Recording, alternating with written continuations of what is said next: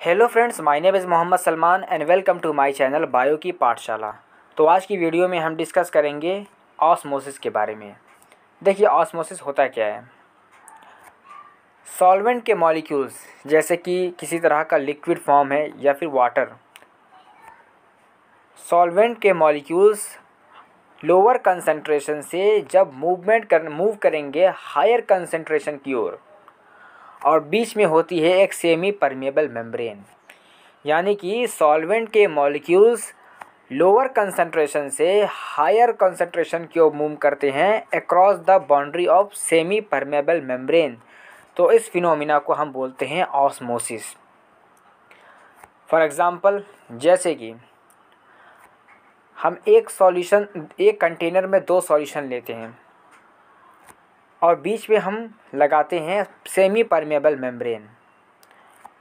एक में हम रखते हैं 5% ग्लूकोज सॉल्यूशन और दूसरे में रखते हैं हम 10% ग्लूकोज सॉल्यूशन। तो 5% ग्लूकोज सॉल्यूशन यहाँ पर ये कम कंसनट्रेटेड है, यानी कि डाइल्यूट है, और 10% यानी 10% जो सॉल्यूशन रखा हुआ है वो कंसनट्रेट है। तो हम ये देखते हैं कि जो 5% कंसनट्रेशन सॉल्यूशन जो मॉलिक्यूल्स होते हैं यहाँ के सॉल्वेंट, वो मूव करते हैं 10% की ओर, क्योंकि 10% वहाँ पर शुगर की अमाउंट ज़्यादा है, यहाँ पर शुगर की अमाउंट कम है। तो सॉल्वेंट के जो मॉलिक्यूल्स होते हैं वो लोअर रीजन से हायर रीजन की ओर मूव करते हैं। इस फिनोमिना को ही हम ऑस्मोसिस कहते हैं। देखिए,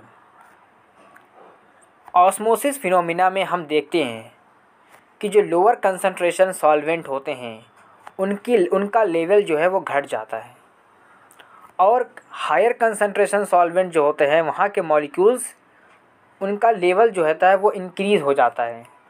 ऐसा इसलिए होता है, देखिए, जब कम कंसंट्रेशन मॉलिक्यूल जहाँ पर मौजूद होगा, जहाँ पर लोअर सॉल्वेंट होगा, लोअर कंसंट्रेशन होगा, वहाँ के मॉलिक्यूल जो है वो मूवमेंट करने लगते हैं ना, मूव कर जाते हैं टूवर्ड्स द हायर कंसंट्रेशन की ओर।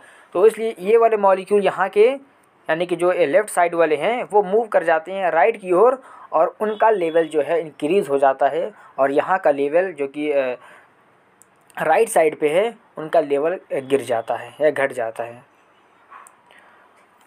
ऑस्मोसिस जो होता है, ऑस्मोसिस घटना, ये 2 टाइप्स की होती है। फर्स्ट है हमारा एक्सो ऑस्मोसिस एंड सेकेंड है इंडो ऑस्मोसिस। देखिए, एक्सो ऑस्मोसिस क्या होता है।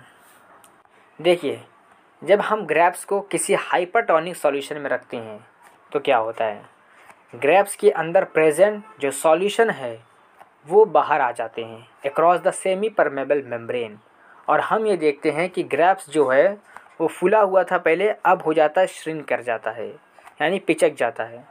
ऐसा इसलिए होता है क्योंकि हमने जाना ऑस्मोसिस क्या होता है। ऑस्मोसिस में हम ये देखते हैं कि लोअर कंसंट्रेशन ऑफ मॉलिक्यूल्स जो होते हैं सॉल्वेंट के, वो मूव करते हैं हायर कंसंट्रेशन की ओर।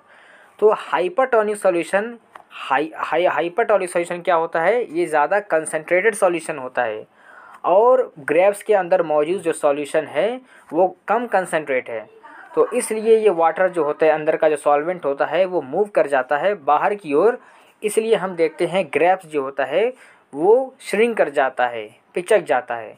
इस फिनोमिना को हम बोलते हैं एक्सो ऑस्मोसिस। जस्ट इसके अपोजिट अगर मैं एंडो ऑस्मोसिस की बात करूं, देखिए, जब हम किसी रेजेंस को डिज़ोल्व कराते हैं हाइपोटोनिक सॉल्यूशन में, हाइपोटोनिक सॉल्यूशन उसको बोला जाता है जिस सॉल्यूशन का कंसंट्रेटेड कम होता है, तो उस सॉल्यूशन को हम बोलते हैं हाइपोटोनिक सॉल्यूशन।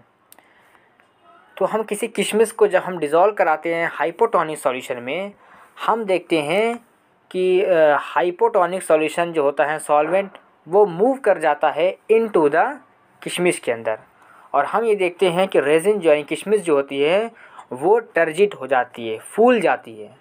ऐसा इसलिए हुआ क्योंकि किशमिश के अंदर का इसके कंसंट्रेशन ज़्यादा है, और किशमिश के बाहर का कंसंट्रेशन, यानी कि हाइपोटोनिक सॉल्यूशन, उसका कंसंट्रेशन कम है, डाइल्यूट है।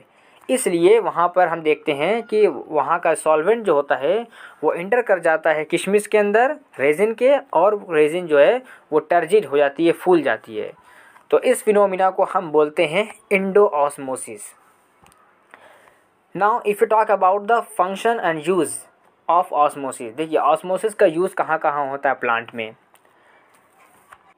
वाटर का जो एब्जॉर्प्शन होता है थ्रू द रूट्स, हम देखते हैं कि वो ऑस्मोसिस की वजह से होता है। Number 2 points, leaves becomes turgid and expand due to osmosis, यानी कि लीव्स का टर्जिड हो जाना और उसका एक्सपेंड हो जाना, ये किसकी वजह से होता है? ऑस्मोसिस की वजह से होता है।